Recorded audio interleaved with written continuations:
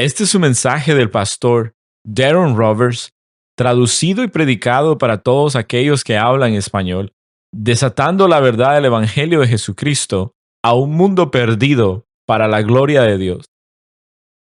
En esta mañana les invito a que abran sus Biblias a Juan capítulo 18. Regresamos al Evangelio de Juan capítulo 18. Hoy vamos a estar hablando acerca de la traición. Y este es el tema de hoy, pero no solo traición en sí misma, pero de hecho lo que vamos a ver es traición en comparación con la fidelidad, teniendo y colapsando con la devoción. Veremos la traición porque es una de las áreas en nuestras vidas de que no podemos escapar, es ineludible.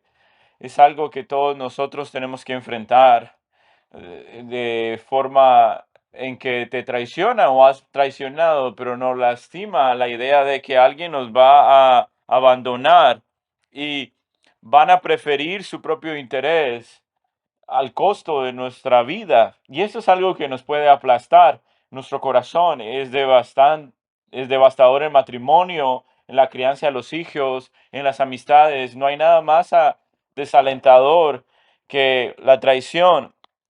Y es tentador el poder querer extraernos cuando creemos que nos va a hacer daño y va a costar esto por un propio beneficio. Pero cuando ves la traición en comparación con la devoción y la lealtad, tiene un elemento como el elemento de nuestro Señor Jesucristo en esta historia, mostrando lealtad y devoción y se pone en contraste del apóstol Pedro, quien simultáneamente lo traiciona, hace que una persona quiera encogerse de esta área disfuncional cognitiva de cómo el Señor Jesús puede ser tan leal y devoto y en ese mismo momento Pedro, insensible, tan pecador, lo traiciona. Y de hecho, parte de este pasaje en Juan 18 habla y nos hace temblar y queremos ver hacia otro lado. El pasaje nos lleva a el patio de la corte donde vamos a ver a Pedro afuera con los enemigos de Jesús y Juan nos va a decir es la noche, está haciendo frío y él está calentando sus manos mientras el Salvador está siendo abofetado en su rostro. Pedro se une con los enemigos de Jesús en la hora más grande de la necesidad de Jesús. Es interesante cuando llegamos a pasajes como estos, a menudo decimos Judas el traidor y luego hablamos de los fracasos y negaciones de Pedro, pero Pedro traicionó a Jesús de la misma manera, de la misma forma vívida en las Escrituras, solo que uno se arrepiente y el otro no. La traición de Pedro nos hace querer ver hacia otro lado porque hay algo acerca de Judas en las que nos podemos separar y aislarnos porque él es el hijo de perdición. Él no, ese no soy yo, él es un no creyente, pero Pedro era un cristiano, era un creyente, era realmente un discípulo. ¿Cómo él pudo haber hecho esto hacia el Señor? Así que el Evangelio de Juan, cuando venimos a este momento de la traición de Pedro, en verdad que es una traición que colapsa con la devoción. Jesús, en contraste, en contra de Pedro. Pero hay algo muy importante si estamos poniendo atención. Y quiero que me pongas atención en esto porque es muy importante. Los cuatro evangelios cubren la traición de Pedro hacia Jesús. Pero Mateo, Marcos y Lucas hablan acerca de la traición de una forma cronológica. Básicamente hay 5 o 7 versículos alrededor del juicio y ves la negación, negación, negación. Y ves Pedro colapsando bajo ellas. Y ves al Señor Jesús viéndolo de forma fija. Y se ve como de una forma consecuente en la que Pedro llora. Pero cuando llegamos al Evangelio de Juan, si has leído este relato, en realidad es un poco más complejo para poderlo entender, porque cuando llegas a Juan 18, verso 12, todo hasta el final de verso 27, lo que encuentras es Pedro, su traición y negación del Señor Jesús no están de forma consecutiva, sino que están separados. Así que como un expositor, vienes al pasaje y te preguntas, ¿por qué, Juan?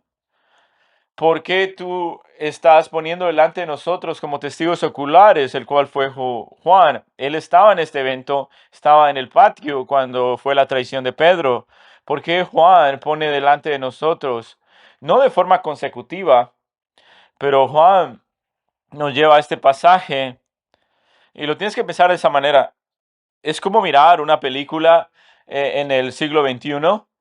Y Juan escoge esta escena de Jesús y luego panea y ve a otra escena de Pedro y luego regresa y nos muestra a Jesús y luego a Pedro. Así que el énfasis de Juan es para que mires un contraste agudo y puedas comparar la traición de Pedro con la fidelidad de Juan.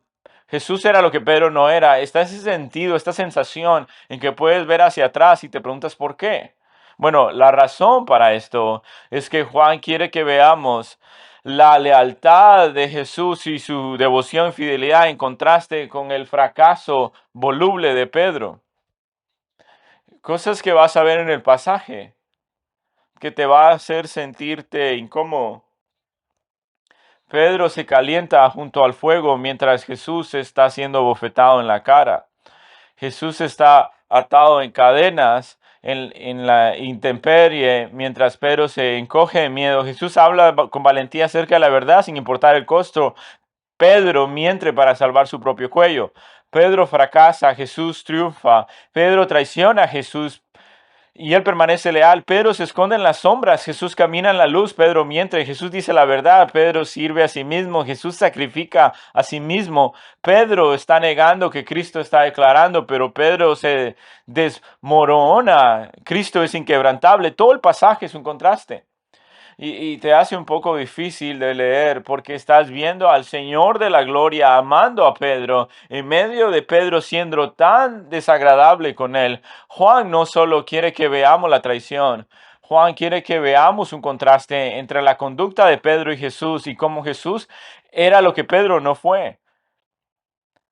Así que vamos a ver esto juntos, amados, y luego al final he desarrollado una lista de implicaciones que creo que son muy importantes lecciones, inclusive cómo vamos a aprender a tratar a personas que nos traicionan. Así que este es nuestro bosquejo, nuestro esquema, 5 escenas del día de hoy, donde la devoción colapsa con la traición. 5 escenas donde la devoción colapsa con la traición. Y hay mucho que ver acá.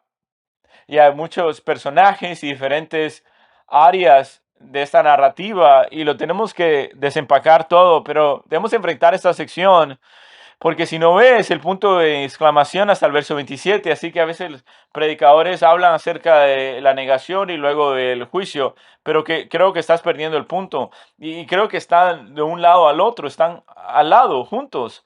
5 escenas donde la devoción colapsa con la traición. Escena número 1. Lo vamos a llamar esto. Encuentra la pura maldad envuelta en vestiduras sacerdotales. Encuentra la maldad profunda envuelta en vestiduras sacerdotales. Vamos a hablar acerca de Anás, que lo vas a ver un momento, verso 12. Así que en la corte romana, los comandantes de los alguaciles judíos aprendieron a Jesús y lo ataron. Y recuérdense dónde habíamos estado. Habíamos estado en la parte oeste del jardín de los olivos y Jesús salió con sus ropas empapadas de sangre. Los soldados vinieron a atraparlo y Judas le da un beso para traicionarles. Así que recuérdense que los soldados cayeron por el poder de Jesús y Pedro trata de cortar la oreja de uno de ellos. Y Jesús sana el oído de uno de ellos. Así que el texto dice, así que esta cohorte romana que era grande, noten, lo tomaron y lo prendieron, lo tomaron con cadenas. y lo están llevando, verso 13, y lo llevaron con Anás primero, porque él era el suegro de Caifás, el sumo sacerdote ese año, aquel año. Hay mucho para hablar acá, porque cuando lees esos dos nombres de Anás y Caifás, y hay mucho que puedes perder de vista, y eso hubiera sido desafortunado, porque Juan fue el único que habla de esta. Tienes Mateo, Marcos y Lucas, donde habla de Caifás, y, y él va delante del emperador ahí. Pero acá lo que vemos que lo lleva a este hombre llamado Anás, verso 13, y lo llevaron primero ante Anás porque era el suegro de Caifás, que era sumo sacerdote ese año. Ahora, lo que no vemos aún, pero necesito que entiendas, Juan quiere que veamos no solo la escena desde 20,000 pies de altura, él quiere que veamos el ritmo, va a describir la temperatura, que es frío, está a la par de el frío, porque era en la noche, en la madrugada, y luego nos va a llevar a Caifás y a Anás en este lugar, y debemos entender, porque el texto depende de que tú sepas esto, en este lugar, con los ojos de tu mente tienes que pensar acerca de Anás, que él había sido el sumo sacerdote, él es el suegro, y vamos a hablar de él. Es un hombre muy perverso, y su hijo Caifás es igual de perverso, que era su suegro. Están viviendo en este asentamiento porque como gentil no le permitían estar en el templo, y había una corte en ese lugar. Y vas a tener soldados ahí también alrededor de él tratando de calentarse. Es en la madrugada, está haciendo frío. Y en el cuartel, en estos cuarteles de Caifás, y vas a tener algunas muchachas sirvientes, esclavas, que vienen al portón, que están verificando prácticamente tu identificación. Y los soldados están ahí también, y tienes más sirvientes que están alrededor. Y en este lugar Jesús está en cadenas, llegando a este cuartel que está liderado por Caifás y su suegro Ainás y su suegro Caifás. ¿Y por qué esto es tan importante? Quiero hablar acerca de Anás por un momento. Él fue apuntado el sumo sacerdote en el año número 6 de Cristo por Corneo hasta el año 15, y cuando en esa época los ponían como sumos sacerdotes, deberían ser sumos sacerdotes por el resto de su vida, pero después de estar debajo del Imperio Romano, había una armonía de valores políticos y se volvieron más como líderes políticos más que líderes religiosos. Bueno, Roma depuso en el año antes de Cristo 80. Si vemos en Lucas 32 o Hechos 4, verso 6, en el Nuevo Testamento, Anás todavía está descrito que fue el sumo sacerdote, pero fue su yerno, Caifás, el sumo sacerdote. ¿Qué es lo que pasó acá? Pues la mejor manera de entenderlo es que Roma depuso que Anás, los judíos seguían reconociendo a Anás como el principal, como el sumo sacerdote, y este hombre era absolutamente perverso y malvado hasta la médula. De hecho, no sabemos cómo, pero exactamente 3 años después de ser depuesto, su hija había casado a su ahora yerno, Caifás, y se convirtió en nuevo sumo sacerdote. Y luego, después de eso, tenía 5 más hijos que se convirtieron en sumo sacerdote. Este tipo dirigía una industria, un imperio. La mejor manera de pensar en esto es pensar en un gobierno, una mafia corrupta y malvada, llena de asesinatos, codicia, engaño, corrupción. Y piensa en esto extendiéndose a través de la familia. Y luego piénsalo de esta manera. Tenía el Sanedrín. El Sanedrín estaba al alcance de sus dedos. Tenía soldados y tenía espías y tenía conexiones políticas. Él era absolutamente la cabala más corrupta del mundo en términos de su liderazgo. Y sabemos que él odiaba a Cristo. ¿No es así? Porque Jesús se presentó 2 veces y vino al lugar donde él hacía su dinero. Anás, y él dirigía estos planes perversos de extorsión donde la gente compraba animales de sacrificio y costos masivamente altos. Y es por eso que Jesús llamó al templo una cueva de ladrones. Y piensa en esto tan corrupto, malvado, criminal, extorsión, asesinato, codicia, hambre de poder, lujurias fuera de control en su poder. Y él era un titiritero, tenía a toda su familia involucrada en el negocio, en la industria, y estaba corriendo todo esto de forma política. Y en los evangelios cubren cuando Jesús viene con Anás, no lo hacen, pero Juan sí lo hace, porque creo que Juan quiere que miremos la perspectiva de la traición. El Talmud dice acerca de Anás y su familia: ay de la casa de Anás, ay de la serpiente, como silbidos, son sumos sacerdotes, son hijos y guardianes del tesoro, sus yernos son guardianes del templo, sus siervos que golpean a la gente con varas. Estos tipos son los que te harían desaparecer y enterrarte si te interpones en su camino en la industria, y sabemos que ellos eran absolutamente asesinos y odiaban a Cristo. Era una mafia. En el texto querían que Cristo muriera en el momento que él estaba interponiéndose en el camino de su industria corrupta. Noten, volvamos al texto, verso 14, a la mitad del 13, y lo llevaron a Anás, porque era el suegro de Caifás, el sumo sacerdote ese año, y Caifás era el sumo sacerdote, pero Caifás corría las cosas, y los dos eran asesinos, y Caifás era el que había aconsejado a los judíos que convenía que un hombre muriera por el pueblo. Si se recuerdas, algunas semanas atrás, cuando estamos estudiando en Juan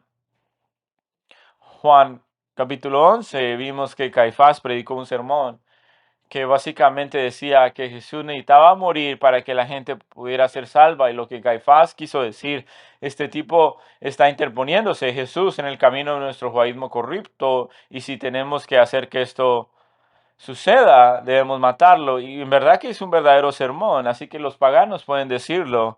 Pero lo que quiero que vean es que Juan está incluyendo esta parte. Escuchen, dice Juan: entrando a Jesús en la casa de un hombre en su área compuesta, en este compartimiento de pura maldad, estos hombres son corruptos y malvados, asesinos, son extorsionadores. Y Anás dirige todo esto. Así que esta es la escena número uno: pura maldad vestida con vestiduras sacerdotales.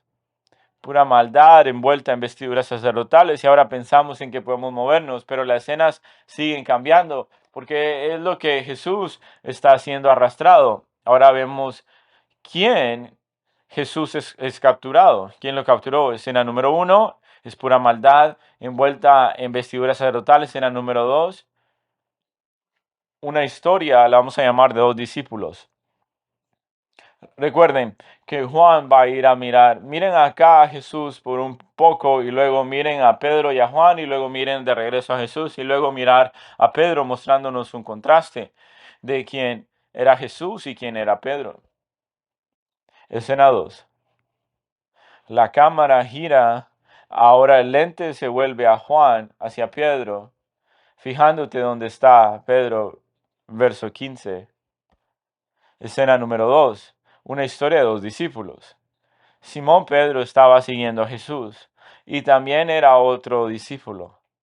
Aquel discípulo era conocido como el sumo sacerdote, y entró con Jesús en el patio del sumo sacerdote.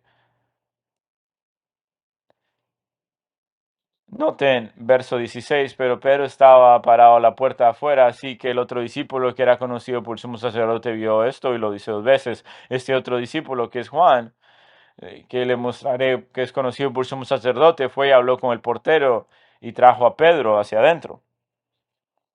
Ahora, principalmente en este pasaje, Pedro es el contraste con Jesús, pero hay otro discípulo acá que sale de la superficie, y muchas veces pensamos que Pedro estaba solo en su traición, pero en realidad voy a mostrarles, parece que posiblemente, inclusive en esta primera negación de Cristo, que Juan estaba ahí mismo. Así que es lo que creo que es. Vamos al texto, este otro discípulo, él era el que era conocido por el sumo sacerdote. Ahora tenemos dos discípulos que están acá, volvamos al 15. Simón Pedro seguía a Jesús y también otro discípulo. Y si lees en los otros evangelios, parece que Pedro está hacia atrás, siguiendo a Jesús a la distancia, y ahora este otro discípulo que es Juan, que está escribiendo, y que era conocido por el sumo sacerdote, y entró a este lugar, y creo que está la escena, creo que es Juan, bueno, porque Juan habla de sí mismo en los evangelios de una manera opaca, tiende a poner un escudo, escudar su identidad, porque era muy vistoso, él hablaba de sí mismo al discípulo a quien Jesús amaba. Y muchos creen que si siguen a Jesús, que sigue a la cruz, ¿quién fue al que Jesús le encomendó su madre que estaba en la cruz? Fue Juan, le dice a Juan, hey, cuida a mi madre, ¿recuerdan de eso? Así que Juan está aquí. Y esta es la idea que quiero que obtengan de Juan como testigo ocular. Jesús está atado y lo está llevando al patio de Anás con Caifás, y que están en este recinto, y Juan parece estar caminando al lado de Jesús.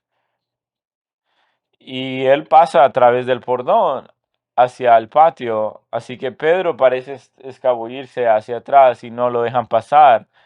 Así que Juan tiene que regresar y decir, Él está conmigo. Así que tiene la idea de esto, verso 16. Pero Pedro estaba afuera a la puerta, así que el otro discípulo, que era conocido como el sumo sacerdote, salió y habló a la portera e hizo entrar a Pedro. Así que tienes el sentido de esto.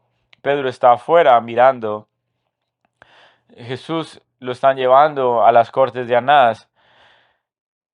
Juan pasa y le dice a la sirviente, dice, Pedro, puedes dejarlo entrar, él está conmigo.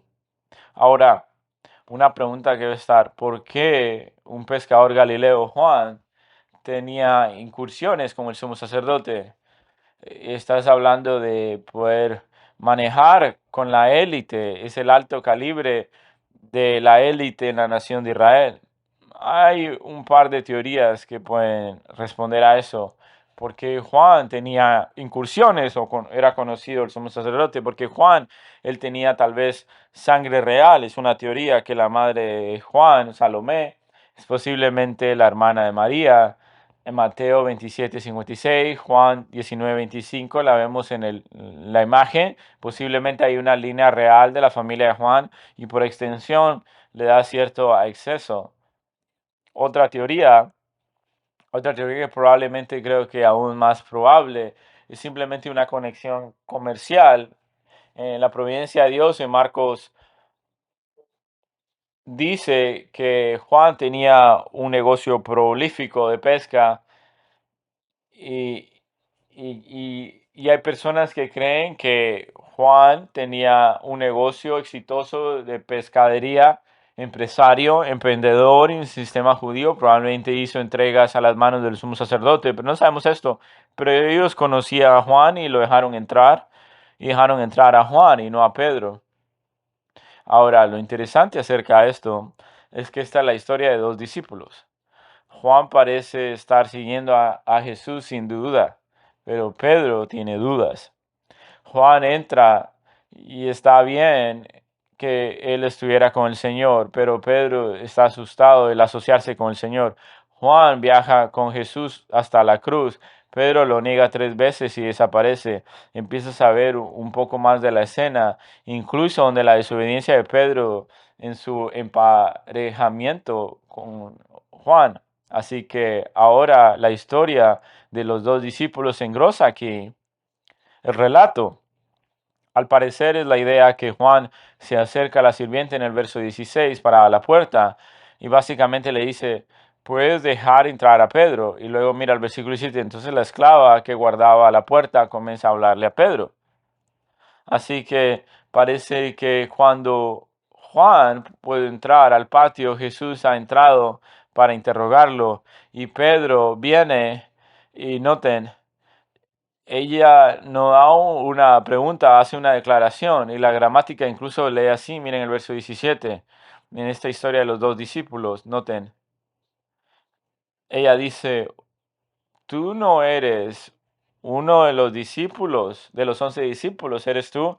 No, estoy asumiendo que tú eres, pero tú no lo eres. Y creo que es incluso justo decir, tú no estás con Juan, tú no eres otro tipo que es un lunático que sigue a Jesús. No eres como Juan. Y piensa en ese momento, Pedro tal vez tiene la adrenalina bombeando en su cuerpo, solo acaba de tratar de cortar la cabeza de esta otra persona y ahora su Señor está siendo capturado, está aterrorizado, tiene miedo, está lleno de pasión, lleno de emoción, se escabulle y observa a Jesús y ahora finalmente se ha deslizado hacia el patio y quien está en el patio, hay soldados por todos lados, se está calentándose y esa mujer, tú no estás con Jesús, ¿verdad? Y sabes que Pedro y que era rápido para hablar y él simplemente dice, no, es, es difícil de leerlo, él simplemente miente. Verso 17, y la mujer esclava le dijo que cuidaba la puerta, ¿no eres tú también uno de los discípulos de este hombre? ¿Eres tú? Y de forma enfática le dice, no, yo no lo soy. Y no sé si Juan no lo escuchó, pero hubiera sido absolutamente humillante en ese momento para Pedro, porque aquí le está con la esclava en el patio y miente entre sus dientes y traiciona al Hijo de Dios. Él niega a Jesús en ese momento. Yo diría que este es el menor de las tres negaciones. Esta viene de impulsividad en el momento en que lo toman desprevenido. Las próximas dos es donde él se hunde más profundamente en el fango de su pecado. Así que llamé este momento, la historia de dos discípulos.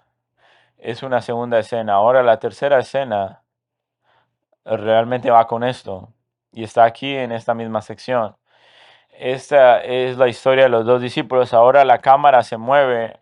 Ahora Jesús está hacia afuera con este hombre perverso, Anás. Ahora tienes Juan y Pedro viniendo a la corte. Es frío en la madrugada. Es tarde, hay sirvientes todos a los lados. Hay una esclava que intimidó a Pedro. Sus soldados están acá quemando los fuegos, manteniéndose calientes. Juan quiere que veamos esto y nos quiere ahí. La escena número 3 la he llamado así. La roca comienza a desmoronarse. ¿Cuál fue el nombre que le dio Pedro? ¿Cómo lo llamó? Jesús lo llamó la roca, ¿verdad? Era el que debería ser el fundamento de la iglesia. Las puertas del infierno, las puertas del Hades, Mateo 16:18, no van a prevalecer y sobre esta roca edificaré mi iglesia y las puertas del Hades no prevalecerán. Pedro se supone ser firme, confiado, robusto, la roca, una fundación fuerte, pero Pedro aún no ha aprendido las lecciones necesita para ser la roca. Así que le he llamado escena número 3, la roca se desmorona. Hay grietas.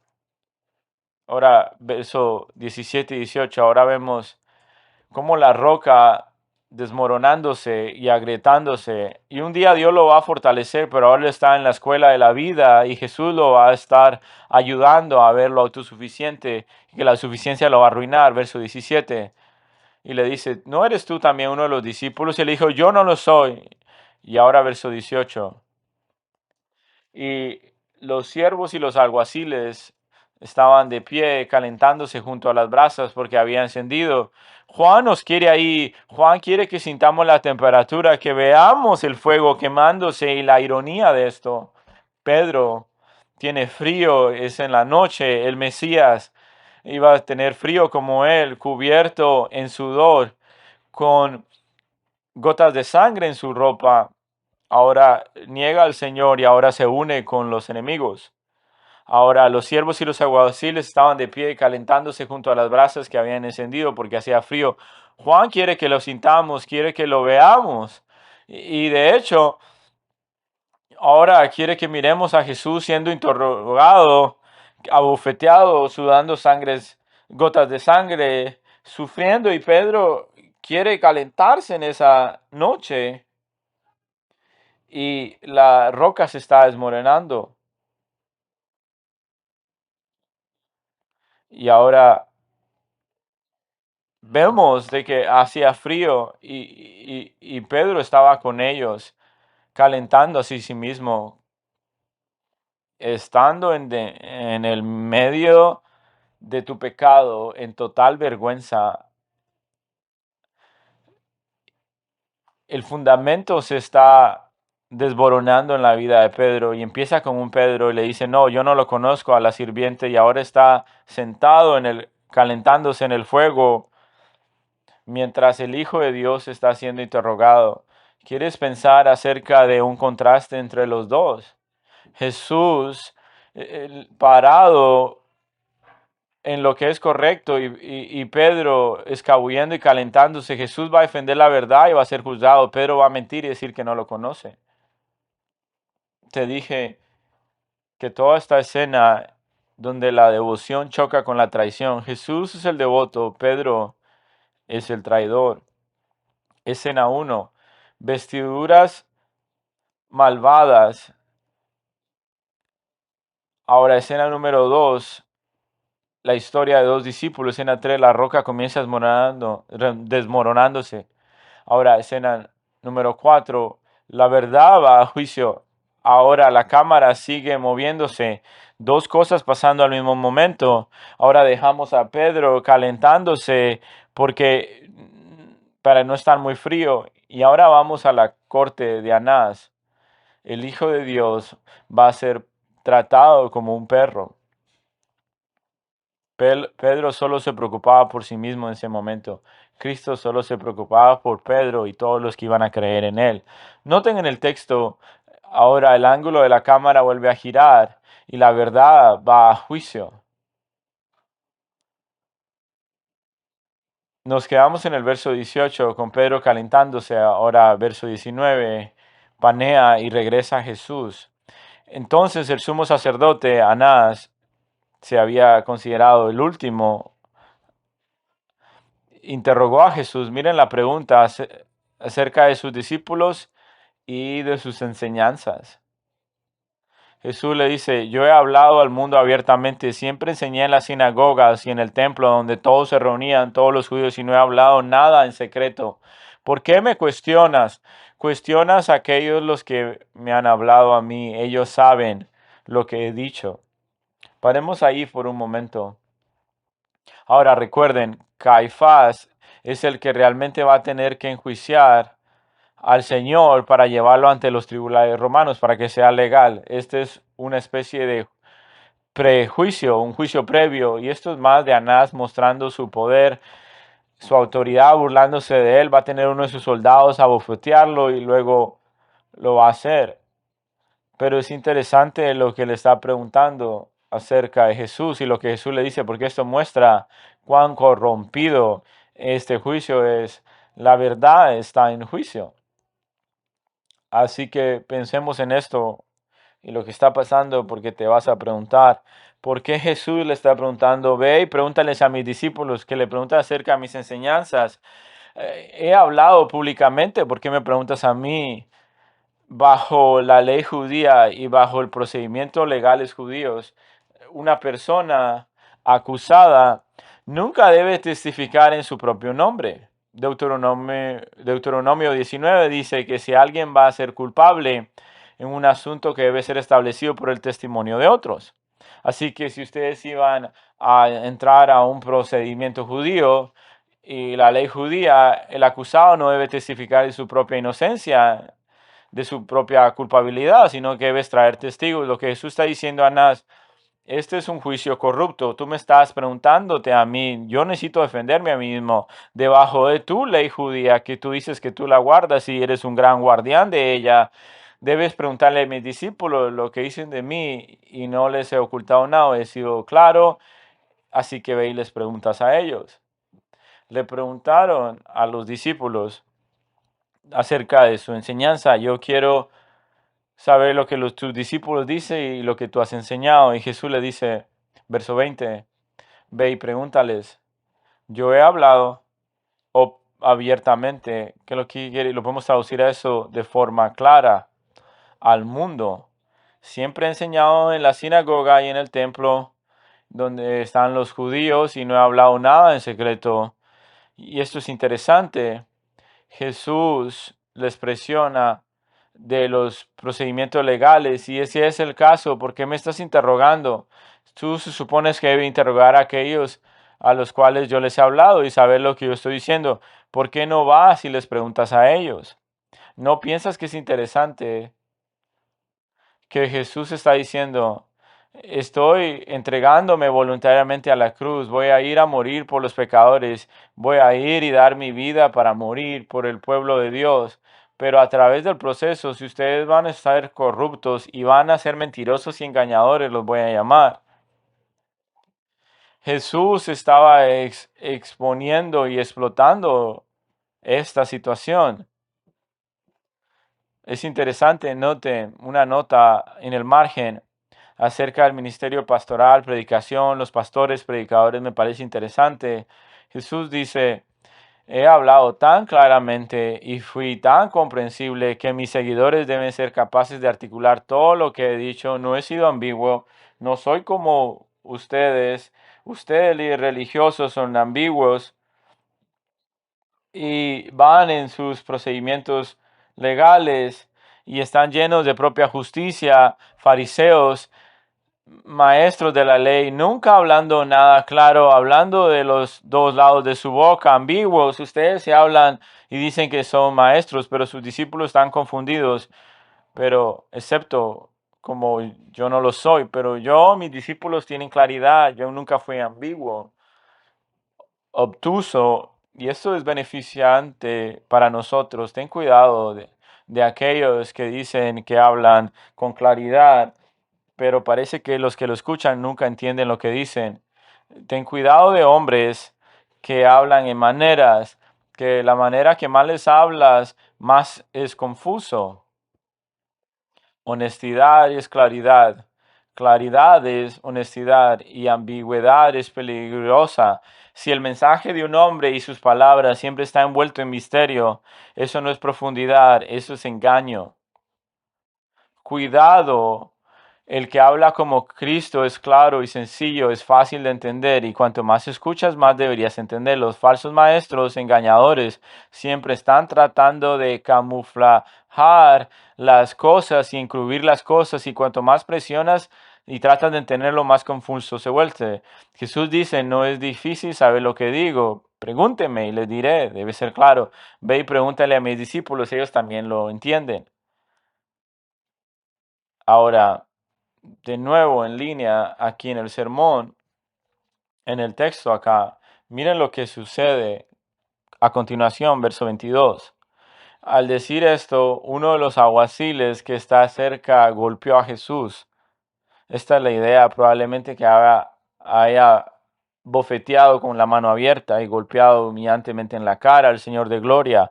Golpeado a Jesús. Esta es la manera que respondes al sumo sacerdote. ¿Cómo te atreves a faltarle respeto? Jesús se postró y arrastró. No.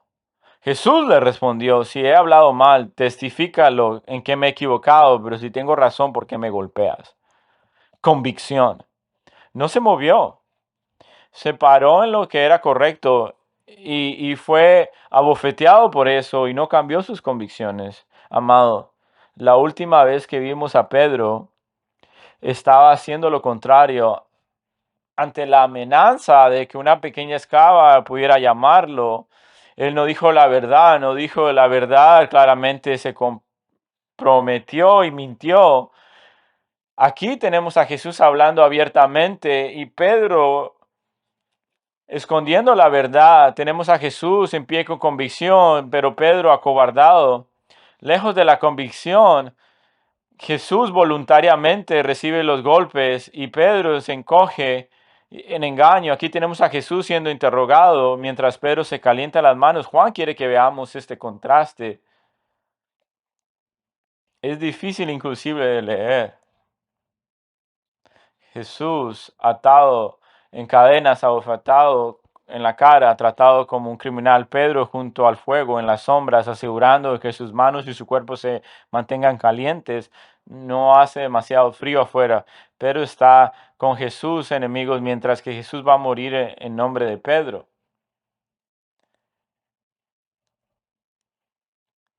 Eso es la escena número 4. La verdad en el juicio, escena número 5. El discípulo más leal de Jesús se une a sus enemigos. Ahora paneamos a Pedro, es difícil de leer, donde Juan regresa, así que noten. Anás, entonces, verso 24, lo envió atado en este compartimiento a Caifás, el sumo sacerdote. Ahora volvemos y paneamos Jesús, el Rey de Gloria, muriendo por sus seguidores. ¿Qué es lo que está haciendo Pedro? Todavía se está calentándose en el fuego, cuidando y su propio cuello. Verso 25. Así que Simón Pedro estaba de pie. El discípulo más fiel se une a sus enemigos. Escena número 5. Simón Pedro estaba de pie calentándose. Es difícil de leer, porque vemos en nuestros corazones que tenemos momentos como estos, donde nos preservamos a sí mismos y lo único que nos importa es nuestro confort. Nosotros no somos mejores que Pedro. Yo no lo soy. Es vergonzoso pensar en cómo el fondo de tu vida puede caerse si haces concesiones, un poco de concesión aquí con la esclava, concesión con los enemigos, y ahora sigues ahí escabulléndote en las sombras alrededor de los judíos, asegurando de mantenerte caliente, mientras el Señor de Gloria probablemente está temblando de frío, siendo abofetado, cubierto con sudor y sangre. Juan quiere que lo veamos. Él no quiere que miremos hacia otro lado. Simón Pedro estaba ahí de pie calentándose, así que le dijeron: tú no eres uno de sus discípulos, ¿verdad? Él lo negó y dijo: yo no lo soy. Y leemos los otros evangelios donde cada vez es más enfático. Dijo uno de los siervos, sumo sacerdotes, pariente de aquel, diciéndole que le cortaba la oreja, diciendo: no te vi en el huerto con él. ¿Tú no fuiste el hombre que trató de cortar la oreja y cortaste la oreja de mi pariente? Y Pedro lo negó otra vez, y al instante cayó un gallo. En los otros evangelios, Pedro está maldiciendo y diciendo: no, yo no lo soy, diciendo palabras soeces. Inmediatamente el gallo cantó. Leemos en el Evangelio de Juan cómo Jesús está siendo sacado en este momento de Caifás, entre Anás y Caifás, en la corte, en el patio. Y dice que Lucas 22, que Jesús vio con sus ojos y tomó la atención de Pedro en ese momento. Y recuerda lo que el Señor le dijo en el aposento alto: tú eres tan autosuficiente y orgulloso, Pedro, vas a negarme. Y Pedro dice: nunca. Y el Señor lo mira: mira, es lo donde el pecado te ha llevado. Mírate ahora. Estás con mis enemigos, calentando tus manos junto al fuego, negando que alguna vez me conociste. Esta es la impiedad en su estado más profundo, traición. Jesús, el discípulo más leal de Jesús, se une a sus enemigos. Son 5 escenas. ¿Qué podemos aprender? Hay muchas lecciones que aprender. He anotado 6. 6 implicaciones que las he llamado. Número 1. Jesús triunfa donde Pedro fracasó. Y yo le diría: ¿no estás agradecido? Por eso Jesús representa la verdad, pero se esconde en las sombras. Jesús sacrifica a sí mismo, pero se protege a sí mismo. Jesús entra en la luz, Pedro se adentra en la oscuridad. Jesús muere por sus enemigos, Pedro se une a sus enemigos. Jesús está en frío, húmedo, en el intemperie, pero Pedro se calienta. Jesús habla claramente, Pedro engaña, vive en el engaño. Jesús camina por fe, Pedro vive por sus miedos. Jesús tiene el control total, Pedro está fuera de control. Jesús es guiado por la oración. Pedro está lleno de sus miedos y su autosuficiencia. Jesús está viviendo por la verdad. Pedro vive por la mentira. Jesús depende del Padre. Pedro está lleno de orgullo. Amados, ¿no se alegran de que Jesús haya tenido éxito donde Pedro fracasó? ¿No crees que Pedro también está contento de que Jesús tuviera éxito? Es la primera implicación. La segunda implicación, la fe genuina puede fracasar miserablemente. Pedro es un creyente, no es Judas. La fe genuina puede fracasar miserablemente. Así que este es Pedro, uno de los amigos más cercanos, un verdadero discípulo, y fracasa rotundamente en el colmo de la hipocresía de sus debilidades humanas. Deberemos tener una categoría para esto. Si yo dependo de mí mismo y confío en mí mismo y vivo por mentiras y no en verdad, camino en la oscuridad, que incluso el creyente más maduro puede fracasar miserablemente. La fe genuina puede fracasar miserablemente. Es la segunda implicación. La tercera implicación, los pequeños compromisos conducen a otros más grandes. ¿Has escuchado que los pastores dicen cuando un cristiano cae, no cae muy lejos? Hay grandes fracasos. Cuando Pedro entró y entró con Juan y Pedro se comprometió con la esclava, eso fue el menor de sus pecados. El tiempo prosiguió, mintió más, mintió más, mintió más y más, y el fondo simplemente descendía de su vida, cayéndose, y antes de que se dé cuenta está maldiciendo y jurando que no conoce a Jesús mientras está con sus enemigos, como si estuviera con ellos en contra del Señor. Pequeños compromisos conducen a otros más grandes. Ten cuidado, ¿no? Donde tú donde tu conciencia se endurece, ten cuidado donde te sientes cómodo pecando en impureza, ten cuidado si estás comprometiendo, obsérvate a ti mismo, amados. Un poco de compromiso puede llevarte a más pecado. Los pequeños compromisos conducen a otros más grandes. Cuarta implicación, autosuficiencia es el resultado de maldad y desorden, y simplemente podrías decir autosuficiencia, un suicidio espiritual. ¿Cuál fue el problema de Pedro? Estás dependiendo mucho y tú piensas de que lo has resuelto todo, piensas en el futuro, piensas cuál es lo mejor para el futuro. Yo te digo que confíes en mí, sigues diciendo que tú tienes esto y tú confías en ti mismo. ¿Y qué es lo que está diciendo Pedro? ¿Qué es lo que dice Jesús en Juan 15? Aparte de mí, tú no puedes hacer nada, Pedro. Eso es lo que se mira cuando dependes en ti mismo. Miras en tus emociones y en tu lógica. Miras todo menos a mí y vas a caer en esto. El poder confiar en ti mismo es suicidio espiritual. Amados, Pedro debería estar en dependencia, en oración, escuchando las palabras del Señor, y él no hubiera caído, pero estaba confiando en sí mismo, mirando por sí mismo. Y lo he dicho mucho esto en consejería y te lo digo. En Santiago 3:15, si vivo en la sabiduría de lo alto, que es la verdad, oración dependiente, caminando en las escrituras, en obediencia, voy a tener una vida pura, una vida porque la sabiduría de lo alto va a llenar mi mente. Pero si caminas, no caminar en la sabiduría de Dios, ¿qué es lo que dice Santiago? Caminas en los caminos del mundo, en la sabiduría demoníaca. Y lo que pasa cuando caminas en la sabiduría del mundo y no en el de Dios, ¿qué es lo que dice Santiago? Maldad y perversidad y todo desorden. Si tú miras en tu vida donde hay desorden, confusión, perplejidad, dañando a las personas, ellos no están caminando en la sabiduría de lo arriba, del cielo divina, sino en la sabiduría terrenal, que está rodeada de mentira. Aún creyentes pueden vivir tantas mentiras que se están engañando a sí mismos.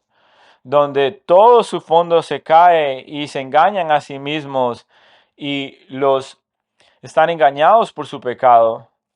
No confíes a sí mismo, no te mientas a sí mismo. Mira la escritura, mira a Cristo, mira a su palabra, porque aparte de él no puedes hacer nada. Ninguno de nosotros somos mejores que Pedro. La autosuficiencia es un suicidio espiritual. La quinta implicación, y esto es muy buena noticia. Si has estado por una válvula de escape y descanso, el fracaso no es definitivo. El arrepentimiento se encuentra con gracia. ¿Recuerdas Juan 21? Pero se arrepiente y llora amargamente. Jesús le prepara un pequeño bocadillo y algunos peces en la playa.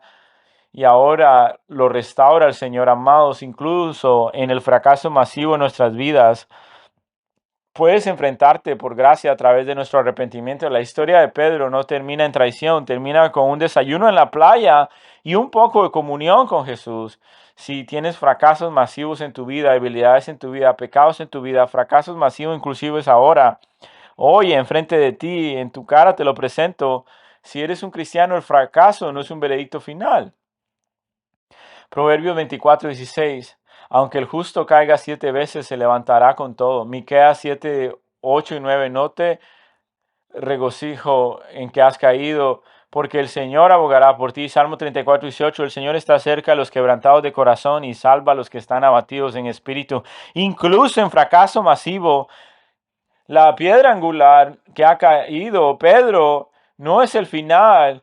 Pedro no terminó acá, terminó siendo un instrumento masivo, útil para difundir el Evangelio por todo el mundo y para liderar la carga de la iglesia del Nuevo Testamento. Los fracasos pasados no significan que vas a dañar tu utilidad futura. El fracaso no es definitivo cuando el arrepentimiento se encuentra con la implicación de la gracia. Sexta, y quiero que esto se asiente en ti y en tu corazón. Jesús perdonó a sus traidores. No somos muy buenos para perdonar a veces, iglesia. Somos bastante carnales. En realidad, cuando alguien nos hace daño, me ofenden, hasta que termine de estar dañado, lo voy a poner en el campo de concentración emocional.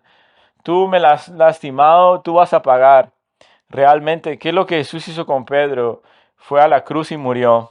Nos sentamos y guardamos todas nuestras pequeñas ofensas menores en lista de registro de los errores.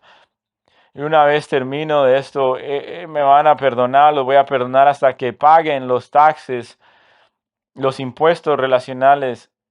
A ese momento voy a ser sus amigos. No, eso es carnal, eso es el mundo malvado, eso es perverso.